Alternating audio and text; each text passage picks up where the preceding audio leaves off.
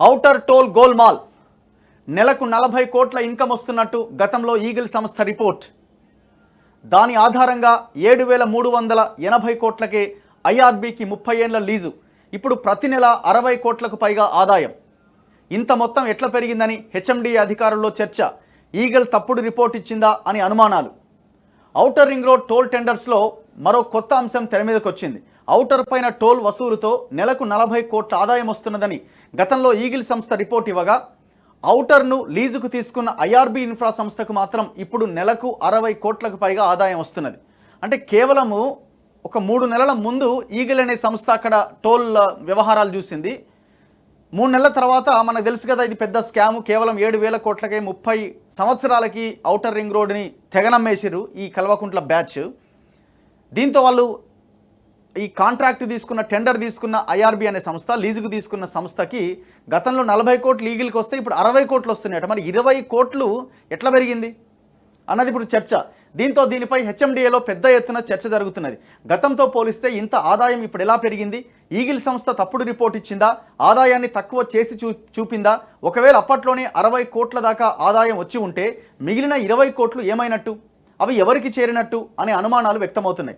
గత బీఆర్ఎస్ ప్రభుత్వం కేవలం 7,380 కోట్లకే 30 ఏళ్ల పాటు ఔటర్ను ఐఆర్బీ ఇన్ఫ్రాకు లీజుకి ఇవ్వడం పైన గతంలోనే విమర్శలు రాగా, ఇప్పుడు ఔటర్ పైన టోల్ ఆదాయం భారీగా పెరగడంతో టెండర్ల పైన మరోసారి చర్చ జరుగుతున్నదట. సో యాక్చువల్గా అంటే వాళ్ళు తగ్గించమని చెప్పుంటారు. ఇప్పుడు వాడికి ఎంత తక్కువకి ఇస్తే ఆ మిగతా అమౌంట్ అంతా బ్యాక్ డోర్ ద్వారా మన అకౌంట్లోకి వస్తుంది. సో ఇప్పుడు 40 కోట్లు లేకపోతే 30 కోట్లు అనే చెప్పమంటారు. సో ఆదాయం తక్కువ వస్తున్నది. ఈ ఆదాయం ప్రకారంగా 30 ఏళ్ళకి లెక్క కడతారు. సో ఇప్పుడు వాడు 60 కోట్లకి ఇచ్చిండు అనుకో రిపోర్టు. సో 60 కోట్లకు సంబంధించిన 30 ఏళ్ళ లీజు ఆదాయం ఇంకా పెరగాల్సి ఉంటుంది. సో ఆ ఐఆర్బీ అనే సంస్థ నుంచి ఇంకా మనం ఎక్కువ ఎక్స్పెక్ట్ చేయాల్సి వస్తుంది. సో ఇది ప్రజల్లోకి వెళ్ళిన తర్వాత మళ్ళీ డ్యామేజ్ అవుతాం కదా. సో అందుకే 40 కోట్ల ఆదాయం చూపించి 7,000 కోట్లకి తెగనమ్మేసిండు. ఆ 40 కోట్ల లెక్క చూసుకున్న ఈ 7,000 కోట్లు అన్నది చాలా చాలా చాలా చాలా తక్కువ. దాదాపు 25,000 కోట్లు రావాలి ఒక రకంగా ఆ లెక్క ప్రకారం చూసినా కూడా. గతంలో ఔటర్ పైన టోల్ నిర్వహణ ఈగిల్ సంస్థ చూసుకునేది. అయితే ఔటర్ను లీజుకి ఇవ్వాలని అప్పటి బీఆర్ఎస్ ప్రభుత్వం భావించగా, టోల్ వసూలుతో నెలకు ఎంత ఆదాయం వస్తున్నదో నివేదిక ఇవ్వాలని ఈగిల్ సంస్థను హెచ్ఎండిఏ అధికారులు కోరారు. నెలకు 40 కోట్ల వరకు ఆదాయం వస్తున్నదని ఆ సంస్థ రిపోర్ట్ ఇవ్వగా, దాని ఆధారంగా గత ప్రభుత్వం లెక్కలు వేసుకుని ఔటర్ లీజు కోసం టెండర్లు పిలిచింది. ఇందులో భాగంగా 7,380 కోట్లకు 30 ఏళ్ల పాటు ఔటర్ను ఐఆర్బీ ఇన్ఫ్రాకు లీజుకు ఇచ్చింది. అయితే ఐఆర్బీ సంస్థ చేతికి ఔటర్ వెళ్లిన తర్వాత టోల్ ఆదాయం పెరిగిపోయింది. ఆ సంస్థకు పోయినేడాది నవంబర్లో 56.6 కోట్ల ఆదాయం వచ్చిందని అధికారులు తెలిపారు. అలాగే డిసెంబర్ నాటికి ఆదాయం మరో 7 కోట్లు పెరిగి ఏకంగా 63.6 కోట్లకు చేరుకున్నది. అధికారుల ఆశ్చర్యం. ఐఆర్బీ సంస్థ లీజుకు తీసుకున్న తర్వాత ఔటర్ ఆదాయం పెరిగిపోవడంతో హెచ్ఎండిఏ అధికారులు ఆశ్చర్యపోతున్నారు. ఈ సంస్థ లీజుకు తీసుకోగానే ఇంత భారీ స్థాయిలో ఆదాయం ఎలా పెరిగిందన్న దానిపైన ఆరా తీస్తున్నారు. ఐఆర్బీ సంస్థకు నెలకు 60 కోట్లకు పైగానే ఆదాయం వస్తుండగా, గతంలో నెలకు 40 కోట్లే ఆదాయం వస్తున్నదని ఈగిల్ సంస్థ నివేదిక ఇచ్చింది. ఒకవేళ తప్పుడు నివేదిక ఇచ్చిందా? అప్పట్లో లేని ఆదాయం ఇప్పుడు ఎట్లా పెరుగుతున్నది? మిగిలిన 20 కోట్లు ఏమైనట్టు అని గత ప్రభుత్వంలో ఎవరికి చేరేవి అని అధికారులు చర్చించుకుంటున్నారు. అసలు ఈ వివాదమే పెద్ద బోగస్ ఇదంతా కూడా. అంటే ఈ టెండర్ అనేది, ఈ లీజ్ అన్నది కూడా పెద్ద బోగస్.